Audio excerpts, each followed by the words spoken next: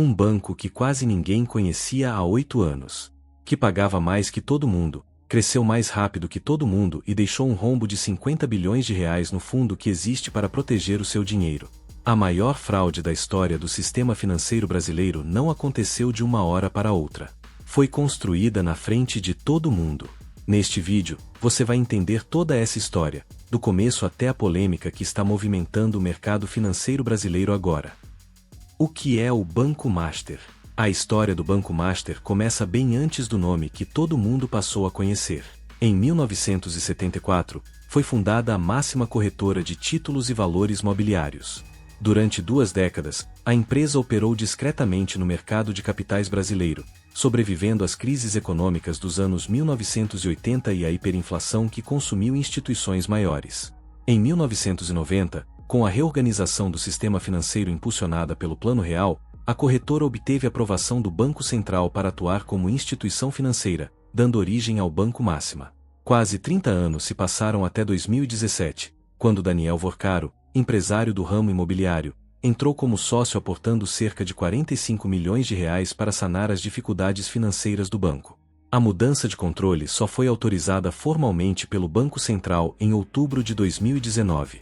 2 anos depois, após a consolidação da nova gestão e uma injeção total de capital superior a 400 milhões de reais, o Banco Máxima foi oficialmente rebatizado como Banco Master.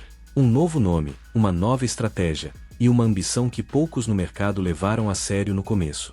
Entre 2019 e 2024, o patrimônio líquido do banco saltou de 200 milhões de reais para 4,7 bilhões, e a carteira de crédito cresceu de 1,4 bilhão para 40 bilhões de reais. Uma velocidade que chamou atenção, e que deveria ter levantado perguntas muito antes do que levantou. A estratégia do CDB. Todo banco precisa de dinheiro para operar. A forma mais comum de captar esse dinheiro é oferecendo CDB, certificados de depósito bancário. O investidor empresta dinheiro ao banco e recebe juros em troca. Simples assim. Mas o Banco Master fez isso de um jeito que chamou a atenção do mercado inteiro. Em 2024, o banco passou a oferecer CDB com rentabilidade de até 140% do CDI, muito acima do que qualquer grande banco praticava. Para se ter uma ideia, entre janeiro e março de 2025, enquanto grandes bancos ofereciam em média 100% do CDI, o Master prometia até 120%. Para o investidor comum, parecia uma oportunidade incrível. Renda fixa, protegida pelo FGC, pagando muito mais que a concorrência. O dinheiro entrou aos bilhões.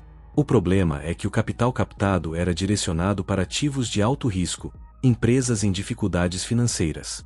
Em certo ponto, a operação se tornou dependente de novas captações constantes para pagar a investidores antigos. E aí surge a pergunta que todo investidor deveria ter feito antes: por que um banco pagaria tanto assim? A tentativa de acordo com o BRB e o não do Banco Central.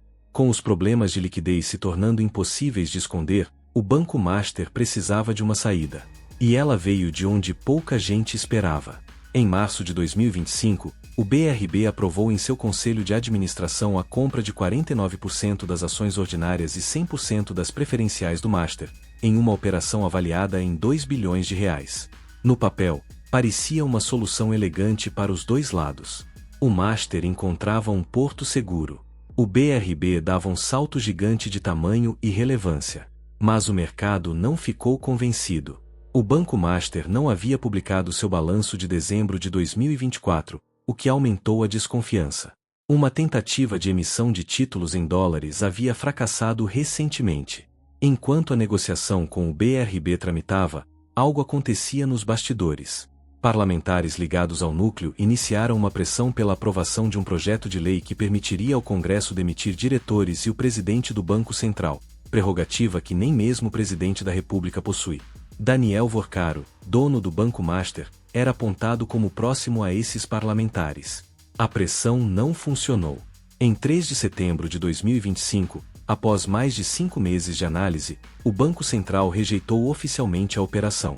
O temor do regulador era que os ativos problemáticos do Master pudessem comprometer a solidez do BRB, um banco público, com dinheiro de contribuintes. O Master havia tentado de tudo para se salvar. E todas as portas estavam fechando. A Operação Compliance Zero. Com todas as saídas bloqueadas, o Banco Master tentou uma última jogada. Em novembro de 2025, anunciou sua venda ao Grupo Fictor, uma holding brasileira de gestão empresarial. O Banco Central não aceitou. E desta vez, a resposta não veio apenas de uma rejeição regulatória. Em 17 de novembro de 2025, por volta das 22 horas, Daniel Vorcaro foi detido pela Polícia Federal no Aeroporto Internacional de Guarulhos. Ele tentava embarcar para Dubai quando foi interceptado pelos agentes. No dia seguinte, o Banco Central decretou a liquidação extrajudicial do Banco Master. A operação que levou à prisão de Vorcaro se chamava Compliance Zero, um nome que diz tudo. As investigações apontavam a fabricação de carteiras de crédito falsas vendidas a outros bancos, e após fiscalização do Banco Central, substituídas por ativos sem avaliação técnica adequada. Mas o esquema ia além das fraudes financeiras. A PF identificou um grupo chamado A Turma, que funcionava como núcleo operacional da organização. Entre os integrantes estava Luiz Felipe Mourão, apelidado de Sicário, suspeito de coordenar invasões de sistemas da própria Polícia Federal, do Ministério Público Federal, da Interpol e do FBI, além de monitorar e intimidar adversários e jornalistas. O que começou como um banco pagando um CDB generoso havia se transformado em algo muito mais sombrio, uma teia que envolvia fraudes bilionárias, corrupção e tentativas de capturar as próprias instituições que deveriam fiscalizá-lo. Se um banco conseguiu crescer do quase nada para 40 bilhões de reais em ativos, operar com fraudes bilionárias por anos, pressionar instituições públicas e quase arrastar um banco estatal junto com ele, o que isso diz sobre a capacidade do sistema financeiro brasileiro de proteger o cidadão comum? Deixe a sua resposta aqui nos comentários. Esse é exatamente o tipo de debate que faz esse canal crescer. O colapso do Banco Master deixou um rombo estimado em 50 bilhões de reais no Fundo Garantidor de Créditos, cerca de um terço de tudo que o fundo possuía para proteger investidores de todo o sistema financeiro nacional. Para cobrir o estrago, os grandes bancos brasileiros foram chamados a antecipar o equivalente a 5 anos de contribuições ao fundo. Quem pagou essa conta, no final, foi o próprio sistema, e indiretamente, todos nós. O caso expôs falhas de fiscalização, uso indevido de fundos, pressão sobre órgãos de controle e levantou dúvidas sobre auditorias e agências de rating que atestavam a saúde financeira do banco.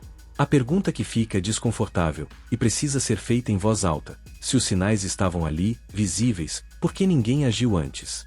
E mais importante ainda, quantos outros bancos master podem estar operando agora mesmo, enquanto você assiste a esse vídeo?